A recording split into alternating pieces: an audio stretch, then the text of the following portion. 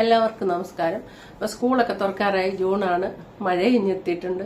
School തുറക്കാറായി. എല്ലാ വർഷവും പുതിയ പുതിയ സാധനങ്ങൾ സ്കൂൾ തുറക്കേക്ക് ഇങ്ങനെ ബാഗും വാട്ടർ ബോട്ടിലും പല രീതിക്ക് വെറൈറ്റി ആയിട്ടുള്ള സംഭവങ്ങളൊക്കെ പുതിയ മോഡലാണ്. വളരെ ആകർഷകമായിട്ട് കുട്ടികൾ അതിനൊക്കെ വളരെയധികം വാശി പിടിച്ച് കരയുകയും ചെയ്യും. ചിലതിനൊക്കെ വലിയ ഉപയോഗമൊന്നുമില്ലെങ്കിലും എടുത്താൽ പൊങ്ങാത്ത വിലയും പറയും. മാതാപിതാക്കളിൽ നിന്ന് നട്ടം തിരിയുന്ന ഒരു സമയത്തിലൂടെയാണ് മെയ് മാസം കടന്നു പോവുക. ജൂൺ ആകുമ്പോഴത്തേക്കിന് ഇപ്പൊ ഒന്നാം തീയതി 2-ാം തീയതി ആകുമ്പോഴത്തേന് അതിന് മുന്നേ എല്ലാം മേടിച്ച് പാക്ക് ചെയ്ത് എല്ലാം റെഡി ആക്കി എല്ലാം പുതിയത് വേണമെന്നുള്ള രീതിക്ക് ഇപ്പൊ എല്ലാം പുതിയതൊക്കെ മേടിച്ചു കൊടുക്കും. എല്ലാം അങ്ങനെ അതെ. അപ്പൊ ഇതിന്റെ ഇടയ്ക്ക് ഒരു ചാനലിനെ പറ്റി ഈയിടെ പറയുന്നുണ്ട്. സഫീന ബീബിയുടെ ചാനലിലൊക്കെ വന്നാണ് ദിയ അദ്വയ്ക്ക് ചാത്തൻകുളം നിമിഷ എന്ന് പറയുന്ന ചാനൽ അവര് ചെയ്തുകൊണ്ടിരിക്കുന്ന ഈ ഒരു ചാനലിനെ പറ്റി പണ്ട് ഞാൻ മനസ്സിലാക്കിയത് എന്താണെന്ന് വെച്ചാൽ, ഞാൻ അന്നും ഇത് ഓർത്താണ് മനസ്സിൽ. ഞാൻ നാട്ടിൽ പോയപ്പോൾ ഒരു ബന്ധു വീട്ടിൽ ചെന്നപ്പോൾ അവിടുത്തെ 2 കുട്ടികളും ഈ ചാനലാണ് കാണുന്നത്. അവർക്ക് വളരെ അഡിക്റ്റാണ്. പിള്ളേർ ഈ ചാനലിന് അഡിക്റ്റാന്ന് പറയാം. അങ്ങനെ അത്രയധികം ഇഷ്ടമാണ്. പക്ഷേ ഇവര് കാട്ടിക്കൂട്ടുന്ന ഷോപ്പിംഗ് ദൂർത്താണ്. ആ ദൂർത്ത് കണ്ടേച്ച് കുട്ടികൾ പുതിയ സാധനങ്ങൾ മനസ്സിലാക്കുന്നത് ഇവരുടെ ചാനലിലൂടെയാണ്. അപ്പൊ അത് വേണമെന്ന് ചില പിള്ളേരുടെ സ്വഭാവം വളരെ നിർബന്ധബുദ്ധിയാണ്. നിലത്ത് കിടന്ന് കരയുന്ന പിള്ളേരുണ്ട്. അത് എന്ത് വേണമെന്നും പറഞ്ഞ് എത്രയാണ് നിർബന്ധബുദ്ധിയുള്ള പിള്ളേരുണ്ട്. അപ്പൊ അത് മേടിച്ചു കൊടുക്കാൻ അങ്ങനെ മേടിച്ചു കൊടുത്താൽ ശരിയാകാത്തതുകൊണ്ട് ഞാൻ പോയ ബന്ധു വീട്ടിലുള്ള അവര് വാങ്ങിക്കൊടുത്തില്ല. അപ്പൊ ഉടനെ തന്നെ അത് കോമഡിയാണ്. കുറച്ച് കഴിയുമ്പോൾ ഈ പിള്ളേരെ അയൽവക്കത്ത് പപ്പ മമ്മ എന്ന് വിളിക്കുന്ന പ്രായമുള്ള ആൾക്കാരുണ്ട്. അവർ ഇതുങ്ങളെ എപ്പോഴും വിളിച്ച് ഓമനിച്ചുകൊണ്ടിരിക്കുന്നത്. ഏതായാലും ഇവിടുന്ന് കിട്ടിയില്ല. നേരെ അവിടെ ചെന്നിട്ട് ഞങ്ങൾക്ക് അച്ഛനോട് വന്നിട്ട് അച്ഛൻ മേടിച്ചു തന്നില്ല. ഈ കുട്ടികളുടെ ചാനലിലെ സംഭവമാണത്. പപ്പ മേടിച്ചു തരണമെന്ന് പറഞ്ഞു. അങ്ങനെ ഇവിടെ കിട്ടില്ലെങ്കിൽ വേറെ എവിടുന്നേലും ആരെങ്കിലും ഒന്ന് മേടിച്ച് തന്നാൽ മതി എന്നുള്ള രീതിയാണ്. കാരണം അത്ര സ്വാധീനമാണ് ഇവരുടെ ഈ വ്ലോഗ് കണ്ടു കഴിയുമ്പോൾ. ഇവരിപ്പം സ്നാക്കൊക്കെ മേടിക്കുന്നത് 10,000-8,000 രൂപയ്ക്ക് ഒരു ഇതും ഇല്ലാതെ അങ്ങ് മേടിച്ചു കൂട്ടിയേക്കുക. പിള്ളേരെ സംബന്ധിച്ച് എല്ലാ കുട്ടികളുടെ ഉള്ളിലും സൂപ്പർ മാർക്കറ്റിൽ കയറ്റിക്കഴിഞ്ഞാൽ ഉണ്ടാകുന്ന ഒരു സംഭവം നിങ്ങൾ ശ്രദ്ധിച്ചിട്ടുണ്ടോ? ഒരു ഭ്രാന്തെടുത്ത് ഇങ്ങനെ സൂപ്പർ മാർക്കറ്റ് വഴി ഓടും. എന്നിട്ട് ഈ കാണുന്ന ബിസ്ക്കറ്റും കുക്കറാസിന് ലേസ് അങ്ങനത്തെ കുറെ ഐറ്റംസ് ഉണ്ടല്ലോ കുട്ടികളെ ആകർഷിക്കുന്ന ആ ടൈപ്പ് സാധനം ഭ്രാന്തോടെ നമ്മുടെ കൊട്ടയിലോട്ട് ഇങ്ങനെ വാരിയിടും. സത്യത്തിൽ എനിക്ക് പണ്ട് അത്ര ഞാൻ ചിന്തിച്ചിട്ടില്ല. ഞാൻ മോനെ കൊണ്ട് പോകും. അവൻ കാണുന്ന അതിലൊരു ബിസ്ക്കറ്റ് എടുത്താൽ അതിലെ ആ ബിസ്ക്കറ്റ് കൂടി പൊട്ടിച്ച് കഴിയുമ്പോൾ ഒരെണ്ണം തിന്നേച്ച് അതിന്റെ ടേസ്റ്റ് ഇഷ്ടമായില്ലേ അത് വേസ്റ്റാന്ന് പറഞ്ഞു. പക്ഷെ ആർത്തിയോടെ ഇങ്ങനെ എടുത്തിടും. എനിക്ക് എന്നിട്ട് ബില്ലെടുക്കാൻ ചെന്ന് കഴിയുമ്പോൾ ബിൽ തുക ഭയങ്കര കൂടുതലാകും. എനിക്ക് എന്നിട്ട് അതിന്റെ പുറത്ത് നല്ല ടെൻഷൻ. അപ്പൊ എന്റെ ഫ്രണ്ട്സിനോട് ഇതേപ്പറ്റി ഞാൻ ഇങ്ങനെ പറഞ്ഞു. സൂപ്പർ മാർക്കറ്റിൽ കൂടെ വരികയും ചെയ്യും, മൊത്തം വാരി വലിച്ചിടും, എന്ത് ചെയ്യാനാ എന്നൊക്കെ ഇങ്ങനെ പറഞ്ഞപ്പോ അവര് പറഞ്ഞു തന്നൊരു സൂത്രമാണ്. ഞാൻ നേരത്തെയും പറഞ്ഞിട്ടുണ്ട്. അത് അതായത് ഇവര് നമ്മുടെ കൊട്ടയിലോട്ട് ഇങ്ങനെ ഇടുമല്ലോ, അവിടെ നിന്നെടുത്തു ഇവിടെ നിന്നെടുത്തു ഇങ്ങനെ ഇടും. ഇട്ടേച്ച് അടുത്ത എടുക്കാൻ ഓടുന്ന ആ ഗ്യാപ്പില് ഇവരിട്ട സാധനം എടുത്ത് തിരിച്ചു വെച്ചോണം. അത് ശരി. ആ സംഭവം ഞാൻ വർക്ക് ചെയ്ത് നോക്കി. ഞാൻ രക്ഷപ്പെട്ട സംഭവം. കാരണം ബില്ല് പേ ചെയ്യാൻ നേരത്ത് നമ്മൾ പോയി ബിൽ കൗണ്ടറിന്റെ അടുത്ത് നിൽക്കുമ്പോൾ പോലും ഈ കുട്ടികൾ അടുത്തെടുക്കാൻ വേണ്ടി ഓടും. അല്ലാതെ എടുത്തതെല്ലാം കൊട്ടയിലുണ്ടോ എന്നുള്ള അവർ നോക്കിയല്ല. വീട്ടിൽ വന്നു കഴിഞ്ഞാൽ അവർ നോക്കുമ്പോൾ അതെടുത്തല്ലോ ഇതെടുത്തല്ലോ, അയ്യോ അതെടുത്തല്ലേ, എന്നിട്ട് അവരത് തന്നില്ലേ, അതെന്തുണ്ടായി, ബില്ല് അടിച്ചില്ലേ, അത്രയ്ക്കുള്ള വിവരമേ ഉള്ളൂ. അങ്ങനെ പറഞ്ഞായിരുന്നു ഞാൻ പണ്ട് രക്ഷപ്പെട്ടുകൊണ്ടിരുന്നത്. അതായത് എടുത്തിടുന്ന സാധനം തിരിച്ചു വെക്കും അറിയാതെ. അതല്ലെങ്കിൽ കാശ് ഏത് വഴിക്ക് പോകും. പണ്ടൊക്കെ ഓർക്കുന്നില്ല ഇപ്പോഴും ഉണ്ട് കിൻഡർ ജോയ്. അതിൻ്റെ അകത്തൊക്കെ എന്ത് സാധനമാണേ ഉള്ളത്. ആകെ 2 ഉണ്ട ഏതാണ്ട് ഒരു സാധനം ഒഴിക്കും, ഒരു ക്രീമും ഒഴിക്കും. അതിങ്ങനെ തോണ്ടി തിന്നുന്നു. അതിന്റെയൊക്കെ വിലയോ അതങ്ങ് മേടിച്ചു കൂട്ടായിരുന്നു ഒരു കാലത്ത്. എന്താ അതിന്റെയൊക്കെ ഒരു ഇത്. വേറെ കുറെ സാധനങ്ങളുണ്ട്, ഞാൻ ഓർക്കുന്നില്ല. ഇങ്ങനെ മേടിക്കുന്ന പകുതി വേസ്റ്റ് ആകും. അപ്പൊ ഇവര് ഈ ദിയക്കുട്ടി എന്ന് പറഞ്ഞ് ദിയക്കുട്ടിയൊക്കെ മേടിച്ചു കൂട്ടുന്ന സ്നാക്ക് ഇത് ദൂർത്താണ് കാണിക്കുന്നത്. അപ്പൊ അവരുടെ കുട്ടിയൊക്കെ അത് കാണുമ്പോ നമ്മള് മാതാപിതാക്കൾ മാനസികമായിട്ട് ഒത്തിരി ബുദ്ധിമുട്ടും. സംഭവം ഇതിന്റെ അകത്തൊരു ഗുണം എന്താന്ന് വെച്ചാൽ, ഇപ്പം അവര് സ്കൂൾ തുറക്കയ്ക്ക് മുന്നേ ബാഗും വാട്ടർ ബോട്ടിലും എല്ലാം കാണിക്കുന്നുണ്ട് ഷോപ്പിങ്ങിന് പോയി. അപ്പൊ ആ പുതിയ മോഡലുകളെല്ലാം വിപണിയിൽ ഇറങ്ങിയിരിക്കുന്നത് നമ്മളെ കാണിച്ചു തരുന്നുണ്ട്. അപ്പൊ ഇന്ന സാധനങ്ങളൊക്കെ വന്നിട്ടുണ്ടെന്ന് നമുക്കൊരു ഗുണം അവർ ചെയ്യുന്നത്. പക്ഷേങ്കില് ഈ ദൂർത്ത് കാണിക്കുമ്പോൾ ഈ കുട്ടികൾക്ക് ഇത് ദൂർത്താവെന്ന് മനസ്സിലാകില്ല. ഇവര് ഇത്രയും മേടിച്ചില്ലേ, അതുപോലെ ഞങ്ങൾക്ക് മേടിച്ചു തന്നാൽ എന്താ. എന്നാൽ നമ്മുടെ സാമ്പത്തിക അവസ്ഥ കുട്ടികൾക്ക് മനസ്സിലാവുക, അതിനൊന്നുള്ള തലച്ചോറായിട്ടില്ല. അപ്പൊ കുട്ടികൾ പ്രഷർ ചെലുത്തുകയാണ് ചെയ്യുന്നത്. ചില നിർബന്ധവാദി കുട്ടികളെ പറഞ്ഞു മനസ്സിലാക്കാനും പറ്റിയല്ലോ, ഒന്നുമില്ല. പറഞ്ഞത് തന്നെ 500 വട്ടം പറഞ്ഞുകൊണ്ടിരിക്കും. വീട്ടിൽ സമാധാനം സ്വസ്ഥയും തരുത്തുമില്ല. അതുകൊണ്ട് അതല്ലേ ഞാൻ പറഞ്ഞേ, ബന്ധു വീട്ടിൽ ചെന്നപ്പോ കണ്ട കാര്യം. ഈ ചാനലിൽ അഡിക്റ്റാണ്. വീട്ടുകാർ മേടിച്ചു തരികയാണെങ്കിൽ അയലക്കത്ത് പോയി ചോദിക്കും. ചോദിക്കുക അത് മേടിച്ചു തരാമോന്ന്. അത്രേ ഉള്ളൂ, ആ ഒരു ഇതേ ഉള്ളൂ. അവര് സ്നേഹിച്ചെപ്പോഴും അതൊക്കെ മേടിച്ചു കൊടുക്കുന്ന വീട്ടുകാരായാലൊക്കെ ഞാൻ പറഞ്ഞേ. എന്നാൽ ഇത് കണ്ടേച്ച് അതൊക്കെ പോയി മേടിച്ചു തന്നോളാനാ പറയുന്നത്. മര്യാദയ്ക്ക് ഞാൻ മേടിച്ചു തന്നോന്നുള്ള രീതിയിൽ നിൽക്കുക. അപ്പൊ ഈ ചാനലുകാർ കാണിക്കുന്നത് ഇപ്പൊ നിങ്ങൾ കണ്ടിട്ടുണ്ടായിരിക്കാം എപ്പോഴും. എന്നാലും ഒന്ന് കണ്ടു നോക്കും. എല്ലാം എടുത്ത് വെച്ചു കൊടുത്തേ, സ്പീഡിൽ വെച്ചു കൊടുത്തേ. കഴിച്ചപ്പോൾ അതെല്ലാം കഴിഞ്ഞ് നമ്മളിനി ബിൽ, ഒരു മിനിറ്റ്, നമ്മളിനി ബില്ല് എടുക്കാം കേട്ടോ. എന്തൊക്കെ സാധനങ്ങൾ എടുത്തു വെച്ചു നമുക്ക് ഇങ്ങനെ നോക്കാം. ഇതിൻ്റെ അൺബോക്സിങ് എന്തായാലും ഉണ്ടാവില്ല ഇല്ലടിയാ, ഇത് ഓൾറെഡി എല്ലാം അറിഞ്ഞതല്ലേ. ഓക്കെ, ഇതൊരു സാധനം, ആ ന്യൂട്ടെല്ലാം എനിക്കൊന്ന് അൺബോക്സ് ചെയ്യണം.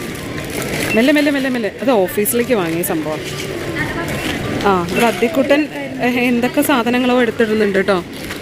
ഓക്കെ, അപ്പോൾ ബില്ലിംഗ് സെക്ഷനാണിത്. നോക്കി, ക്യൂട്ടായിട്ടുള്ള 2 മാഷ്മെല്ലോ എടുത്തിട്ട് തന്നിട്ട്. ഏതാ? അയ്യോ, ഇത് നോക്കിയേ ഗൈസ്, ക്യൂട്ടായിട്ടുള്ള ഒരു മാഷ്മെല്ലോ. നിങ്ങളത് എടുത്തോ? ആ, ബില്ലിടുന്ന സമയത്താണ് ഇവിടെ വേറെ എന്തോ ഒരു സാധനം. ആ, ഇവിടെ അധികം ഓടിട്ടോ. അധികം എവിടെ നിന്നറിയോ? മാഷ്മെല്ലോ എടുത്തിടാം. മമ്മയ്ക്ക് ഒരെണ്ണം എടുക്കണം, മമ്മയ്ക്ക് ഒരെണ്ണം പ്ലീസ്. ഗൈസ്, ഇവിടെ ക്യൂട്ടി മാഷ്മെല്ലോസ് ഉണ്ട് കേട്ടോ. മമ്മയ്ക്ക് ബിഗ്. ഓ, എന്ത് ക്യൂട്ടാ. എന്തായാലും തായോ ഗൈസ്. അങ്ങനെ ബില്ല് ഇട്ടിട്ട് സെറ്റാക്കുന്നുണ്ട്. ഓക്കെ, ഇടാം. ഫൈനലി നമ്മളെല്ലാ സാധനങ്ങളും എടുത്ത് സെറ്റാക്കിയിട്ടുണ്ട് കേട്ടോ. ഇനി ബില്ലിങ്ങിലോട്ട് പോകാം. Packing. Okay, snacks packing. Okay, എത്ര ബില്ല് ടിയാ? എത്ര ബില്ല് കമൻറ്റ്. ചിക്കുവാണ് കറക്റ്റ് പറയാം. എക്സാക്റ്റ് എമൗണ്ട് എത്ര ചിക്കു? എത്ര ഉണ്ടാവും? ടിയ 3. ഞാൻ പറഞ്ഞു 8. ആ, നോക്കാം. ടിയുടെ ഫൈനൽ എത്ര ആവും?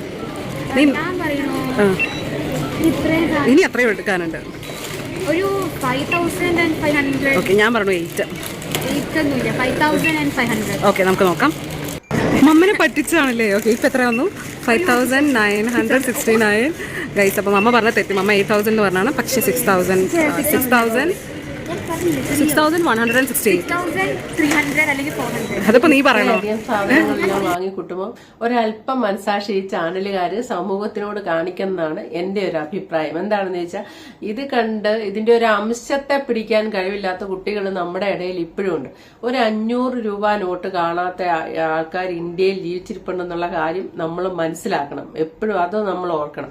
ഇപ്പോഴും ഓരോ ക്ലബിന്റെ വക, അല്ലെ പള്ളി വക, അല്ലെ ഓരോ സ്ഥാപനങ്ങളായിട്ട് സ്കൂൾ ബാഗ് അങ്ങനെയുള്ള കൊട എല്ലാം സൗജന്യമായിട്ട് കൊടുക്കാൻ വേണ്ടി ചില നമ്മുടെ നാട്ടിൽ ചെയ്യുന്നുണ്ട്. അവിടെ ആ ബാഗും ആ കുടയൊക്കെ കൊടുക്കുമ്പോൾ അത് തികയാതെയാണ് വരുന്നത്. പിടിച്ചു പറിച്ച് പോവുകയാണ് ചെയ്യുന്നത്. അല്ലാതെ വേസ്റ്റായി അവിടെ ആരും മേടിക്കാൻ വരാതിരിക്കുന്നില്ല. ഒരു പുതിയ കുടയോ ഒരു പുതിയ ബാഗ്, ബുക്ക്, ഇതൊക്കെ നിങ്ങൾ ഉദ്ദേശിക്കുന്ന മാതിരി കേരളത്തിലുള്ള എല്ലാവർക്കും യഥേഷ്ടം വാങ്ങിച്ചു കൂട്ടി ഇവർ ഈ ചാനലുകാർ കാണിക്കുന്ന പോലെ എല്ലാവരുടെ കയ്യിലും ഇഷ്ടം പോലെ പണവും ഇതുപോലെ വാങ്ങിച്ചു കൂട്ടാനുള്ള ഒരു അവസ്ഥ സത്യത്തിലില്ല. അത് ഇവർക്ക് അറിയില്ലേ എന്ന് എനിക്കറിയില്ല. നാട്ടിൽ അങ്ങനെയില്ല. ഗവൺമെന്റ് ജോലിക്കാരുടെ മക്കളാണ് പോലും ഇപ്പൊ ബുദ്ധിമുട്ടിയാണ് ജീവിക്കുന്നത്. ഗവൺമെന്റ് ജോലിക്കാരൊക്കെ ശരിക്കും നല്ല ശമ്പളം ഉണ്ട് ഇപ്പം. എന്നാലും പലവിധ ലോണും അതും ഇതും, പിന്നെ നമ്മുടെ ജീവിത ചെലവും നല്ലപോലെ അധികരിച്ചിട്ടുണ്ട്. അതിന്റെയൊക്കെ ഭാഗമായിട്ട് എത്ര കിട്ടിയാലും മതിയാകാത്ത ഒരു രീതിക്കാണ് നമ്മുടെയൊക്കെ ജീവിതം പോകുന്നത്. നല്ലപോലെ ബുദ്ധിമുട്ടാണ് ഇപ്പൊ. അത്ര ചെലവ് കൂടിയിട്ടുണ്ട്. അപ്പൊ കാലങ്ങൾ മാറിയതനുസരിച്ച് ചെലവ് കൂടിയിട്ടുണ്ട്. അപ്പൊ നിങ്ങൾ ഇത്രയും ഇങ്ങനെയെല്ലാം കാണിക്കുമ്പോൾ കുട്ടികൾ ഇത് കണ്ടിട്ട് അത് വാങ്ങിക്കോ ഇത് വാങ്ങിക്കോ, അവര് വാങ്ങിക്കൊടുത്തില്ല പിന്നെ ഇങ്ങോട്ട് വന്നാൽ എന്താ? ഇതാണ് പിള്ളേരുടെ ഭാവം. പിള്ളേർക്ക് അല്ലേ തന്നെ പിള്ളേരുടെ ഒരു സ്വഭാവം വേറെ രീതിയാണ്. നിങ്ങൾ ശ്രദ്ധിച്ചിട്ടുണ്ടോന്ന് അറിയില്ല. നമ്മൾ വളർത്തുമ്പോൾ സ്കൂളിൽ പഠിപ്പിക്കുമ്പോൾ നമ്മൾ ഇതെല്ലാം ഇങ്ങനെ വാങ്ങിച്ചു കൊടുത്ത് വളർത്തി വലുതാക്കി ആ കുട്ടികൾ പഠിച്ച് ജോലി മേടിച്ച് അതുങ്ങൾക്ക് ശമ്പളം കിട്ടിക്കഴിയുമ്പോൾ തിരിച്ച് അവർക്ക് പൈസ കിട്ടിക്കഴിയുമ്പോഴേ അവർ പൈസയുടെ വില അറിഞ്ഞിട്ട് ഇങ്ങോട്ട് നമുക്ക് എന്തെങ്കിലും ആവശ്യം വരേണ്ടി വരുമ്പോൾ അവർ കണക്ക് പറയും, അതും ഇതൊക്കെ ചെയ്യും. അപ്പോഴേ അവർക്ക് ആ പൈസയുടെ വില അറിയുള്ളൂ. അതിന് തൊട്ട് മുന്നേ വരെ, അവർക്ക് ജോലി കിട്ടുന്നതിന് മുന്നേ വരെ നമ്മൾ എന്തെല്ലാം നമ്മുടെ ഇഷ്ടങ്ങളെല്ലാം തൊജിച്ച് നമ്മൾ വേണ്ടെന്ന് വെച്ച് ഇവർക്ക് വേണ്ടി എന്തെല്ലാം ചെയ്താലും അതെല്ലാം അവർ നമ്മുടെ കടമയിൽ എഴുതിത്തള്ളും. ഇതൊക്കെ മാതാപിതാക്കളുടെ കടമയാണ്. അല്ലാതെ അവർക്ക് അതിനുള്ള നന്ദി സ്നേഹമല്ല പിള്ളേർ മനസ്സിലാക്കുന്നത്. ശരിയാണ്, അവരുടെ അനുവാദം ഇല്ലാതാണ് അവരെ നമ്മൾ സൃഷ്ടിച്ചിരിക്കുന്നത്. അവരെ നല്ല രീതിക്ക് വളർത്തി പഠിപ്പിച്ചു വിടേണ്ട കടമയും നമുക്കുണ്ട്. എന്നാലും അവരെ ഒരു രീതിക്ക് വളർത്തി അങ്ങ് വിട്ടേച്ചാൽ മതി. അതിൽ കൂടുതൽ അവർക്ക് വേണ്ടി സാമ്പത്തികം കളഞ്ഞ് നമ്മൾ വളർത്താറുണ്ട്. അതിന്റെ ഒരു നന്ദിന്നോ പിള്ളേർ വലുതാകുമ്പോൾ അവർക്ക് അറിയത്തില്ല. അവരിത് എന്ത് ചെയ്താലും അവരത് മാതാപിതാക്കളുടെ കടമയായിട്ട് മാത്രമേ എടുക്കുള്ളൂ. പക്ഷെ അന്നേരം ഒന്ന് ആലോചിക്കണം, ഈ അവനോന് പറ്റാത്തത് ചെയ്യാൻ വേണ്ടി പ്രേരിപ്പിക്കുന്ന ഒരു ചാനലായി മാറിയിരിക്കുകയാണ് ഇവര്. അതായത് ഓരോ മാതാപിതാക്കളും ഇവരുടെ ചാനൽ കണ്ടിട്ട് നിർബന്ധിതമായിക്കൊണ്ടിരിക്കുകയാണ് ആ സാധനം ഈ സാധനം. വിപണി എങ്ങനെയാണ് കീഴടക്കാൻ വേണ്ടി അവര് പുതിയ വാട്ടർ ബോട്ടിലിന്റെ ഇതിന്റെയൊക്കെ പുതിയ മോഡൽ, കണ്ണഞ്ചിക്കുന്ന മോഡൽ കൊണ്ടിരിക്കുക. എന്നിട്ട് നല്ല വില അങ്ങോട്ട് എഴുതിയിടും.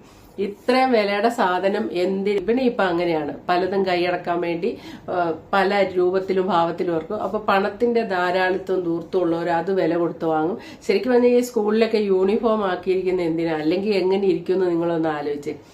പണത്തിന്റെ ദൂരത്തിൽ വരുന്ന ആൾക്കാർ അതുപോലത്തെ വേഷം ഇട്ട് വരും. അതേസമയത്ത് യൂണിഫോം ആകുമ്പോൾ എന്താ കുഴപ്പം? പണക്കാരനേത് പാവപ്പെട്ടവനേത് എന്നൊന്നും തിരിച്ചറിയില്ല. ശരിക്കും സ്കൂളുകളിൽ ആ ഒരു സമാധാനം നിലനിൽക്കുന്ന എന്തുകൊണ്ടാണ്? എല്ലാ കുട്ടികളും ഒരുപോലെയാണെന്നുള്ള രീതിയിൽ, അവൻ വലിയ പണക്കാരൻ, അവനോട് എനിക്ക് കൂടാൻ പറ്റില്ല, അതൊന്നും അറിയത്ത് പോലുമില്ല സ്കൂളുകളിൽ. കാരണം എല്ലാവരും ഏകദേശം ഒരുപോലെയാണ് ഇരിക്കുന്നത്. ഇവരേതായാലും കേരളത്തിനോട്ട് ഇട്ട് കൊടുക്കുന്ന ഒരു മെസ്സേജ് വലിയ നല്ല മെസ്സേജ് അല്ല. അതിലുപരി എല്ലാവർക്കും മാതാപിതാക്കളെ ഒരു ബുദ്ധിമുട്ടിക്കുകയാണ് ഈ വ്ളോഗുകാർ ചെയ്യുന്നത്. കുറച്ചുകൂടെ ഒരു മനസാക്ഷിയോടെ പെരുമാറുക എന്നേ പറയാൻ പറ്റുള്ളൂ. അതായത് കണ്ടു നിൽക്കുന്ന മാതാപിതാക്കൾക്ക് കിട്ടുന്ന ഒരു പണിയാണ് ഈ വ്ളോഗ്. അപ്പൊ കുറച്ചുകൂടെ ഒരു മനസാക്ഷി, ദൂർത്തൊരൽപ്പം കുറച്ച് വീഡിയോ ചെയ്യുക എന്നേ പറയാനുള്ളൂ. അപ്പൊ okay, thank you for watching. അടുത്ത വീഡിയോ കാണാം.